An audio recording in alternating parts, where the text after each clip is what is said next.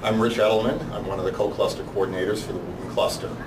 Tonight I testified on the operating budget. I made several points. One, that in the current fiscal environment there has already been significant impacts in our schools. A number of the schools in our cluster have dramatically increased class sizes.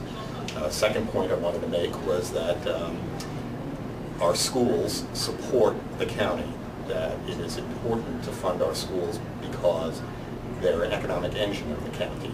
And with regard to comments by some that only 25% of households in the county have school children currently in school, I noted that many of those households either once had children in our school system or will at some point have children in their school system, and none of them will pay off the cost of one child with 13 years worth of taxes to pay.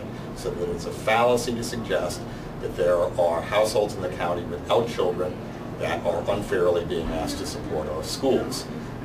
Further, I noted that, for example, the property values of all of those people who don't currently have children in the schools are supported by the high quality of our schools.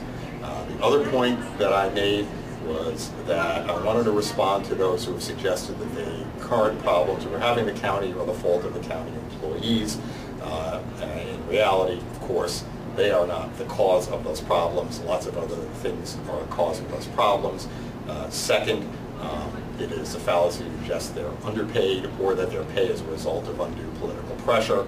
The point I made, have been making, is that there are a lot of reasons why pay increased. Much of it the demands of we parents, the federal government, the state government. The job of teacher has become much harder in recent years. Also, there were issues about whether or not there's a coming teacher shortage, and lack of comparability to private sector pay. Additionally, I noted that to the extent that people talk about high benefits, it's important to recognize that many state and local governments offered employees benefits in lieu of pay over the years, and so the complaint of that now is a problem.